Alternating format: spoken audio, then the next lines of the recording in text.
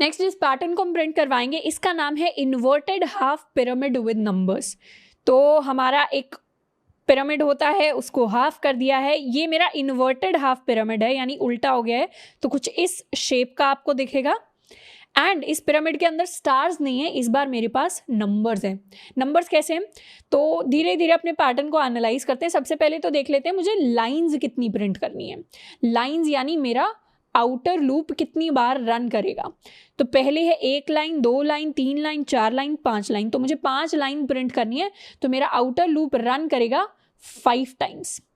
तो यहाँ मैं कह सकती हूँ मेरे n की वैल्यू मुझे 5 दी गई है एक तरीके से। ये n की वैल्यू हो सकता है आपको 10 भी दी जाए, 7 भी दी जाए, 6 भी दी जाए, उस हिसाब से चेंज करते रहेंगे। पर यहाँ मेरे n की वैल्यू 5 के इक्वल है, तो मेरा लूप जो होगा वो 1 से लेकर 5 तक जाएगा। दूसरी चीज जिसको एनालाइज करेंगे कि हर लाइन के अंदर हम कौन सा नंबर प्रिंट कर रहे हैं। पहली लाइन को अगर मैं देखूं तो यहाँ पर मैं प्रिंट कर रही हूँ 1 से लेकर, मैं यहाँ लाइन नंबर लिख देती हूँ, i is my line number. i की वैल्यू है अगर 1, तो मैं क्या प्रिंट कर रही हूँ 1 से लेकर 5 तक नंबर्स को। i की वैल्यू अगर 2 है तो मैं 1 से लेकर 4 तक नंबर्स को प्रिंट कर रही हूँ। i की वैल्यू अगर 3 है तो मैं 1 से लेकर 3 तक नंबर्स को प्रिंट कर रही हूँ। i की वैल्यू अगर 2 है तो मैं 1 से लेकर 2 तक नंबर्स को प्रिंट कर रही हूँ। कैसे, i की वैल्यू 1 है तो 1 2 3 4 5, तो 1 से लेकर 5। i की वैल्यू 2 है तो 1 2 3 4, 1 2 4। i की वैल्यू 3 है तो 1 2 3 1 2 3। i की वैल्यू 2 है तो 1 2 1 2 2। और यहाँ पर i की वैल्यू 3 नहीं, यहाँ पर i की वैल्यू 4 है, तो मैं प्रिंट कर रही हूँ 1 से 2 तक।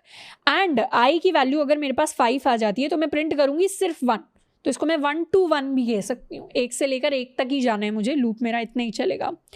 यहाँ पर मुझे एक पैटर्न सोचना है। पैटर्न क्या सोचना है कि मेरा जो रो नंबर है या मेरा जो लाइन नंबर है वो किस तरीके से मेरे नंबर से कनेक्ट करता है। मतलब मैं इस लाइन नंबर से कैसे फाइंड आउट कर लूँ कि इसमें कितने नंबर्स प्रिंट होने चाहिए। अब अगर हम लॉजिकली बात करें तो हर बार मुझे मेरे जो नंबर्स हैं वो कहाँ से शुरू हो रहे हैं, वो शुरू तो 1 से ही हो रहे हैं। तो मैं चाहे किसी भी लाइन पर हूँ, मेरा जो इनर लूप है जो इन नंबर्स को प्रिंट करवाएगा वो इनर लूप तो हमेशा 1 से ही शुरू होना चाहिए। और 1 से वो कहां तक जाए इनर लूप, क्या कहने का मतलब है कि मेरा आउटर लूप तो मैंने ऑलरेडी फिगर आउट कर लिया है, ये होगा int i is equal to 1, i less than equal to n, i plus plus. अब मेरा जो इनर लूप है वो हमेशा शुरू होगा int j is equal to 1 से। j इज इक्वल टू 1 से क्यों शुरू होगा, क्योंकि हर बार मेरे जो नंबर है 1 से ही शुरू हो रहे हैं, चाहे मैं किसी भी लाइन नंबर पर हूँ। मतलब मेरे i की वैल्यू कुछ भी हो, मेरा जो इनर लूप है वो j इज इक्वल टू 1 से ही शुरू होगा। मुझे फाइंड आउट करनी है ये एंडिंग कंडीशन, ये terminating condition for this variable j जो मेरे इनर लूप को कंट्रोल करता है। उसको फाइंड आउट करने के लिए मुझे पता करना पड़ेगा कि खत्म कहाँ पर हो रहे हैं मेरे नंबर्स। इसको अगर मैं ध्यान से लिखूं, 5 को मैं क्या लिख सकती हूँ, 5 को n की टर्म्स में और i की टर्म्स में मैं लिख सकती हूँ कि 5 is equal to n minus i plus 1। क्या कह सकती हूँ इसको मैं, n क्या है, n है 5, i क्या है, i है 1, प्लस 1 इज इक्वल टू ये 1 से कट गया और वैल्यू रह गई 5। क्या इसको मैं दोबारा से n माइनस आई प्लस 1 लिख सकती हूँ। n है मेरा 5, i है मेरा यहाँ पर 2 के equal, plus 1 is equal to 4। इस पार्ट को हल्का सा हम साइड में कर लेते हैं। क्या इस 3 को दोबारा से मैं n माइनस आई प्लस 1 लिख सकती हूँ। n हो जाएगा मेरा 5, i हो जाएगा मेरा 3 plus 1, this is equal to 3। इस 2 को दोबारा से अगर मैं n माइनस आई प्लस 1 लिखूं तो यहाँ पर क्या होगा, मेरा n हो जाएगा 5 minus i is going to be 4 plus 1 that is going to be 2। इस लास्ट 1 को भी मैं n माइनस आई प्लस 1 लिख सकती हूँ। कैसे लिख सकती हूँ, ये मैं last n minus i plus 1 किसको कह रही हूँ, आखिरी नंबर को। यहाँ पर 5 को कह रही हूँ, यहाँ पर 4 को कह रही हूँ, यहाँ पर 3 को कह रही हूँ, यहाँ पर 2 को कह रही हूँ और यहाँ पर 1 को कह रही हूँ। क्या कह रही हूँ, n माइनस आई प्लस 1, क्योंकि logically 5 minus this i 5 plus 1 is equal to 1। तो मेरा लास्ट नंबर हर बार क्या आ रहा है, हर बार n माइनस आई प्लस 1 है।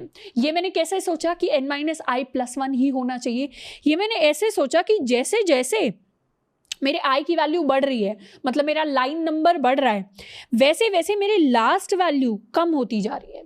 मतलब आई की वैल्यू जब 1 थी तो लास्ट वैल्यू 5 थी, आई की वैल्यू जब 2 थी तो लास्ट वैल्यू 4 थी, आई की वैल्यू 3 थी लास्ट वैल्यू 3 थी। तो लाइन नंबर तो बढ़ता जा रहा है, पर ये लास्ट वाली जो वैल्यू है ये नीचे नीचे कम होती जा रही है। तो इसका मतलब जो टोटल n है उससे मेरा जो ith नंबर है वो कुछ ना कुछ सब्ट्रैक्ट होना चाहिए, मतलब कुछ ना कुछ माइनस होना चाहिए। कितना माइनस होना चाहिए? हर बार डिफरेंस कितने का आ रहा है? हर बार डिफरेंस आ रहा है 1 का। तो हर बार मैं क्या कर सकती हूँ, मेरे n से मैं i को माइनस करके सोच सकती थी, पर n माइनस आई मैंने जैसे ही कर दिया, फर्स्ट वैल्यू मुझे क्या दे देगी? फर्स्ट वैल्यू मुझे 4 दे देगी, पर मुझे तो 5 चाहिए था, तो मैंने एक एक्स्ट्रा माइनस कर दिया। तो इसलिए मैंने +1 एक्स्ट्रा माइनस को हटाने के लिए किया है। यहां पर इस तरीके से, इस लॉजिकल थिंकिंग से मैंने डिराइव किया है कि n टोटल नंबर ऑफ रोज या टोटल नंबर ऑफ लाइंस में से मुझे i को माइनस करना है, क्योंकि हर बार ये वैल्यू लास्ट वाली घटती जा रही है, तो कुछ माइनस होना चाहिए। और मैंने उस माइनस को बैलेंस आउट करने के लिए यहाँ +1 कर दिया है, क्योंकि फर्स्ट वन के लिए वो आ नहीं रहा था, सेकंड के लिए भी नहीं आता। n माइनस आई होना चाहिए था आइडियली, पर वो एरर देता। उस एरर से बचने के लिए मैंने +1 ऐड कर दिया, तो सारा एडजस्ट हो गया मेरे लिए। तो मेरे इनर लूप में मुझे क्या करना है? इनर लूप में मुझे j को शुरू करना है 1 के साथ, और इसको मैं बढ़ा कर लेकर जाऊंगी n माइनस आई प्लस 1 तक, और हर बार कर दूंगी j प्लस प्लस। तो कुछ इस तरीके का मेरा लूप रहेगा। आउटर लूप चलेगा 1 से लेकर n तक, इनर लूप चलेगा 1 से लेकर n माइनस आई प्लस 1, यानी इस वैल्यू तक। इस लूप को एक बार लिख भी लेते हैं। फंक्शन बनाते हैं public static void inverted half pyramid. Inverted half pyramid इसको कह देते हैं विद नंबर्स। तो इसके अंदर मुझे एक n मिलेगा, ये मेरा n बताएगा कि कितनी टोटल नंबर ऑफ लाइंस मेरे पास होनी चाहिए। आउटर लूप बनाते हैं for int i is equal to 1, i less than equal to n, i plus plus. उसके बाद बनाएंगे अपना inner loop for the numbers. Inner loop में क्या करेंगे? For int j equals 1, j less than equal to n minus i plus 1 and j plus plus. तो हर बार मेरे जो j की वैल्यू है, मेरे जो नंबर्स है 1 से लेकर बढ़ते बढ़ते बढ़ते बढ़ते n माइनस आई प्लस 1 तक जाएंगे। और हर बार मैं क्या करूंगी? इस बार मुझे स्टार को नहीं प्रिंट करवाना, इस बार मुझे अपने नंबर को प्रिंट करवाना है। नंबर मेरा क्या है? कौन से नंबर को प्रिंट करवाना है? इस j को प्रिंट करवाना है, क्योंकि पहले 1 प्रिंट होगा, फिर 2 प्रिंट होगा, फिर 3 प्रिंट होगा। और हम ध्यान से देखें तो ये वो j की ही वैल्यू है जो प्रिंट हो रही है। j पहले 1 होगा, फिर बढ़कर 2 हो जाएगा, फिर दोबारा से बढ़कर मेरा j 3 हो जाएगा। कब तक बढ़ता रहेगा? जब तक j की value n minus i plus 1 नहीं हो जाती। तो हर बार मैं प्रिंट करवाऊंगी अपनी j को, एंड उसके बाद दे दूंगी एक स्पेस। यहाँ से प्रिंट एलन हटा लेते हैं। जैसे ही मेरे सारे नंबर्स प्रिंट हो जाएंगे, उसके बाद मुझे क्या करना है? उसके बाद देनी है नेक्स्ट लाइन। तो ये हो गया मेरा पूरा कोड, जिसमें आउटर लूप है, ये मेरा इनर लूप है, ये मेरी नेक्स्ट लाइन है। और अब मैं लगाने वाली हूँ कॉल मेन फंक्शन से अपने inverted half pyramid with numbers को यहाँ पे पास करूंगी n को एज 5। इसको करते हैं सेव एंड रन। तो ये मेरा पैटर्न पूरा प्रिंट हो गया है। 1 से लेकर 5 तक आए हैं पहले नंबर्स, फिर 1 से लेकर 4 तक, फिर 1 से लेकर 3 तक, 1 से लेकर 2 तक, 1 तक। ये स्पेस इनफैक्ट मैं हटा भी दूं तो भी मेरे नंबर्स थोड़ा सा पास पास आ जाएंगे। तो इस तरीके का पूरा पिरामिड स्ट्रक्चर मुझे दिख जाएगा, और इस n को मैं बढ़ा भी सकती हूँ, कम भी कर सकती हूँ। अब क्या करना है? अब मुझे ड्राई रन करना है। तो ड्राई रन करने के लिए आपको खुद से कॉपी पेन लेकर बैठना है और ट्रैक करना है इस i को एंड इस j को। n की वैल्यू मुझे पता ही है क्या होने वाली है, जो भी n वैल्यू हम 5 को लेकर ड्राई रन कर सकते हैं। एक एक करके आउटपुट विंडो को एनालाइज करना है कि किस तरीके से मेरा ये वाला जो कोड है जिसको मैंने लिखा है ये काम करता है।